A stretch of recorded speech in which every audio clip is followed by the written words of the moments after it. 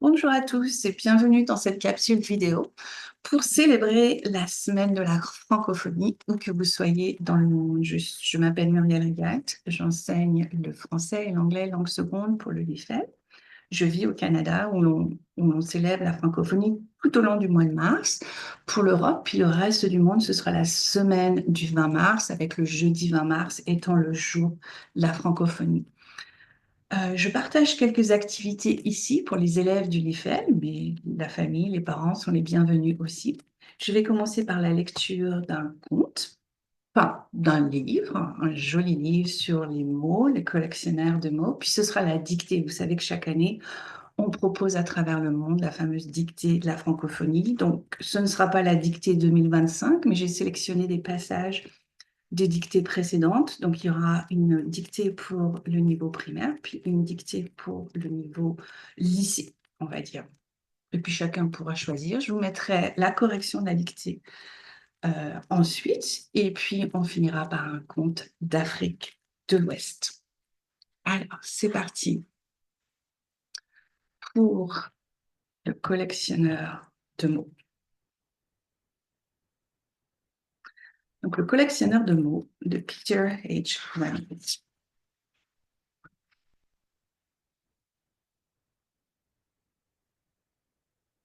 Les collectionneurs collectionnent des objets. Certains collectionnent des timbres, certains collectionnent des pièces de monnaie, d'autres collectionnent des roches, d'autres collectionnent des tableaux. Certains collectionnent des bestioles, certains collectionnent des cartes de baseball, d'autres collectionnent des bandes dessinées. Et Jérôme, qu'est-ce qu'il collectionne, lui?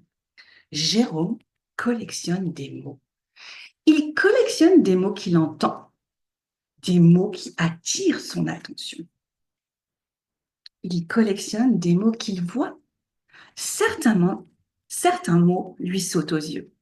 Il collectionne des mots qu'il lit. Certains mots jaillissent des pages.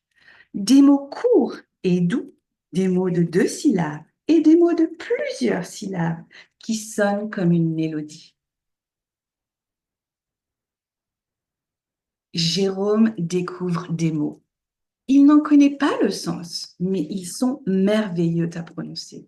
Il y a des mots dont le son s'harmonise parfaitement avec le sens.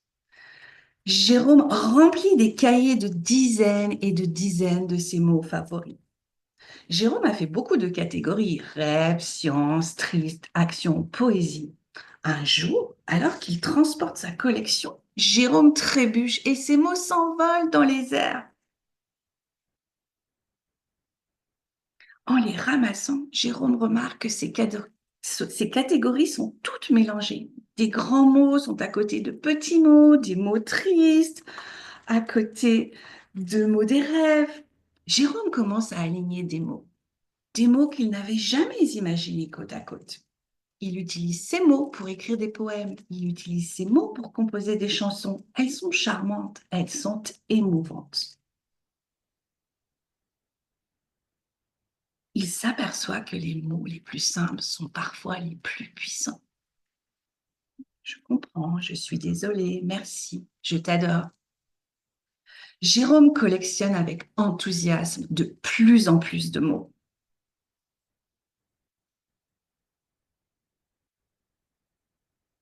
Plus il découvre de mots, plus il est convaincu qu'il doit partager avec le monde entre ce qu'il pense entier, ce qu'il pense, ce qu'il rêve, ce qu'il ressent. Un après-midi de grand vent, Jérôme grimpe au sommet de la plus haute colline. Et là, en souriant, il lance sa collection de mots dans les airs. Dans la vallée, tout en bas, il voit des enfants se précipiter pour ramasser les mots.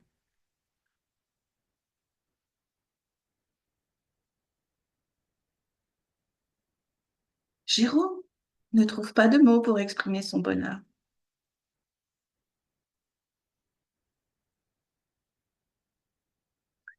Voilà, avec tes propres mots, dis au monde qui tu es et comment tu vas le rendre meilleur. C'est l'auteur Peter Hamilton Reynolds qui dit ça. Et toi, est-ce qu'il y a des mots que tu aimes? Est-ce qu'il y a des mots que tu préfères? À chaque fois que je pose cette question à mes élèves, il y a 2 mots qui ressortent le plus souvent. Il y a le mot papillon, puis le mot arc-en-ciel. C'est vrai que ce sont des beaux mots. Alors, vous êtes prêts pour la dictée? Donc, j'ai sélectionné deux dictées. Une pour le primaire. Ce que je vais faire, c'est que je vais lire la dictée dans un rythme normal. Puis ensuite, je reviendrai et je lirai phrase par phrase pour que tout le monde ait le temps de bien écrire. Donc, je vais commencer par la dictée primaire. Le titre, c'est Les grands voiliers. Il y a très longtemps, quand on voulait faire un long voyage, c'est par bateau qu'on le faisait. Les voyageurs qui partaient à la découverte de nouveaux pays montaient sur des grands voiliers. Ces embarcations étaient énormes. Elles étaient faites de bois et comptaient plusieurs voiles. Donc, je vais reprendre. Si vous avez un crayon, un papier, c'est parti. Les grands voiliers. Ça, c'est le titre. Il y a très longtemps, il y a très longtemps, quand on voulait faire un long voyage, il y a très longtemps, quand on voulait faire un long voyage, virgule, c'est par bateau qu'on le faisait. C'est par bateau qu'on le faisait. Point. Il y a très longtemps, quand on voulait faire un long voyage, virgule, c'est par bateau qu'on le faisait. Point. Les voyageurs qui partaient, les voyageurs qui partaient à la découverte de nouveaux pays, les voyageurs qui partaient à la découverte de nouveaux pays, montaient sur des grands voiliers. Point. Montaient sur des grands voiliers. Point. Ces embarcations étaient énormes. Point. Ces embarcations étaient énormes. Point.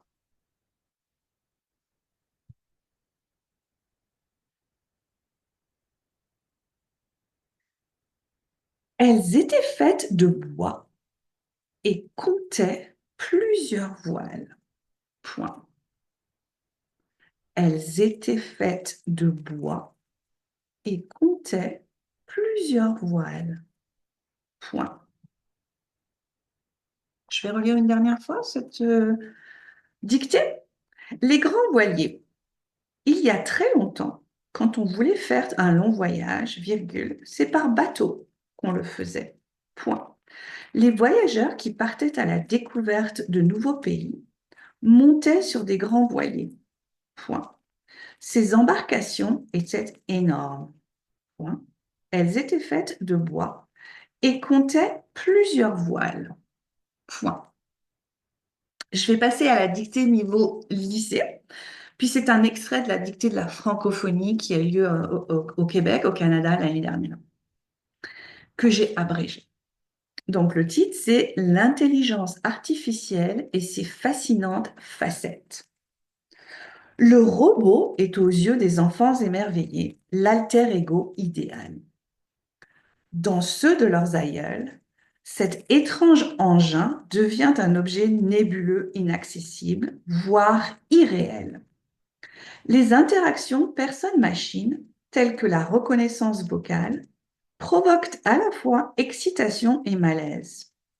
Quelles que soient les réactions suscitées, quelques constats s'imposent. Les concepts de l'IA sont plus nombreux et insaisissables que nous l'avions imaginé. Et leur application concrète requiert un certain degré d'expertise. Donc, je vais relire phrase par phrase. L'intelligence artificielle et ses fascinantes facettes. l'intelligence artificielle et ses fascinantes facettes. C'est le titre. Le robot est aux yeux des enfants. Le robot est aux yeux des enfants émerveillés. Le robot est aux yeux des enfants émerveillés. L'alter ego idéal. Point. Le robot est aux yeux des enfants émerveillés. L'alter ego idéal. Point. Dans ceux de leurs aïeuls, virgule, dans ceux de leurs aïeuls, virgule, cet étrange engin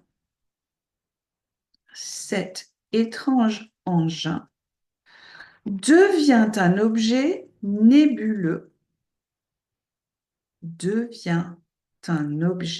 nébuleux, inaccessible, voire irréel. Point. Je relis cette phrase. Dans ceux de leurs aïeuls, virgule, cet étrange engin devient un objet nébuleux, inaccessible, voire irréel. Point. Les interactions personne-machine, virgule, les interactions personne-machine, virgule, telles que la reconnaissance vocale, virgule, telle que la reconnaissance vocale, virgule, provoque à la fois excitation et malaise. Point. Provoque à la fois excitation et malaise. Point. Je reprends cette phrase. Les interactions personne-machine, virgule, telles que la reconnaissance vocale, virgule, provoquent à la fois excitation et malaise. Point. Quelles que soient les réactions suscitées, virgule, quelles que soient les réactions suscitées, virgule, quelques constats s'imposent. Deux points. Quelques constats s'imposent. Deux points. Quelles que soient les réactions suscitées, virgule, quelques constats s'imposent. Deux points. Les concepts de l'IA,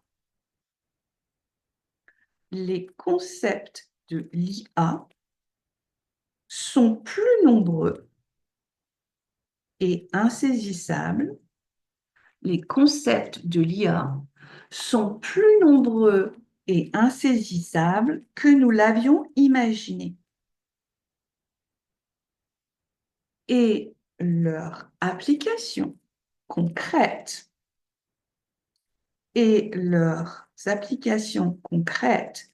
requièrent un certain degré d'expertise. Point final. Je relis cette phrase qui est longue. Quelles que soient les réactions suscitées, virgule, quelques constats s'imposent. Deux points. Les concepts de l'IA sont plus nombreux et insaisissables que nous l'avions imaginé. Et leurs applications concrètes requièrent un certain degré d'expertise. Point. Alors, je vais vous partager la correction de ces deux dictées.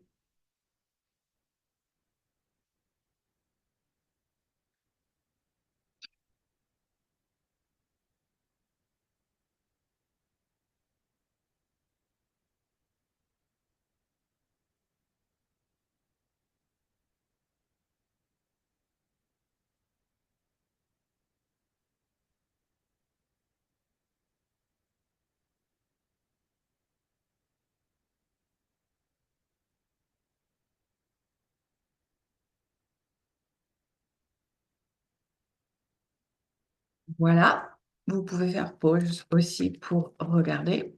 Puis on va terminer, ce petit moment de la francophonie avec un conte que j'ai trouvé sur un site qui est vraiment très bien quand on veut en apprendre plus sur la langue française ou sur la francophonie.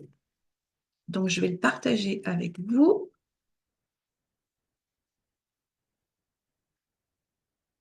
Voilà, c'est parti.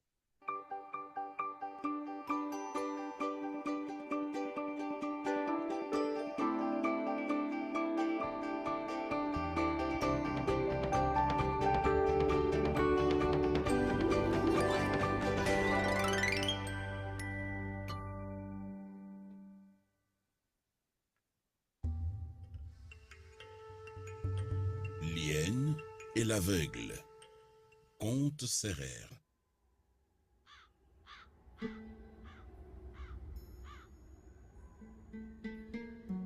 L'hyène était là. Elle n'avait plus rien à manger. Elle avait si faim qu'elle n'en pouvait plus. Dans les rues du village, chaque fois qu'elle passait, elle voyait un aveugle debout aux entrées des maisons, disant seulement des formules magiques. Les gens lui donnaient de la nourriture qu'il mettait dans ses sacs jusqu'à ce qu'ils soient pleins à craquer. L'hyène regardait ses sacs. Partout où elle se rendait, elle était chassée. Elle se mit à regarder cet aveugle. Chaque jour, lorsque l'aveugle disait « Laïla, il est là, Laïla, il est là », on lui donnait de la nourriture jusqu'à ce que ses sacs soient pleins à craquer. Il rentrait chez lui. L'hyène dit à l'aveugle « Hé, as-tu envie de retrouver la vue ?» L'aveugle dit « C'est tout ce que je demande à Dieu le Maître. » Elle dit « Pour ce qui me concerne, moi, je veux être aveugle. » L'hyène ajouta « Veux-tu que nous fassions un échange et que tu m'apprennes tes incantations ?» L'aveugle lui répondit « Oui, je t'apprendrai les formules magiques, ainsi tu pourras demander l'aumône. » L'aveugle lui remit les formules magiques. L'hyène devint aveugle et l'aveugle retrouva la vue.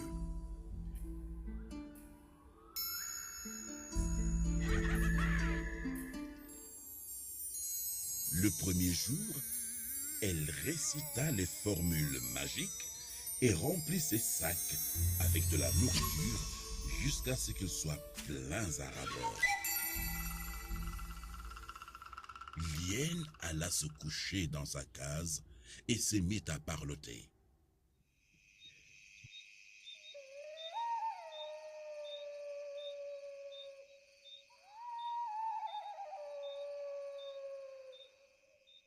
Dès qu'elle commença à sentir la faim, elle accrocha les sacs à ses épaules.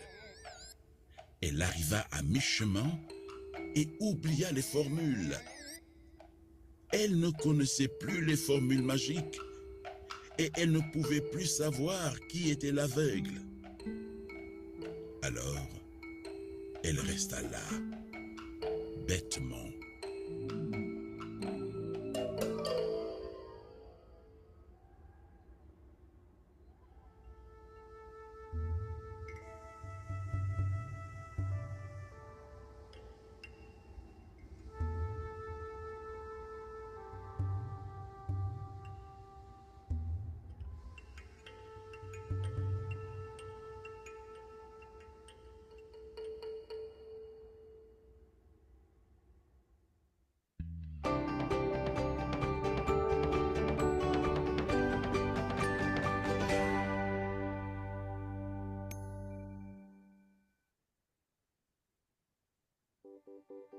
Voilà, c'était notre moment de partage autour du thème de la francophonie.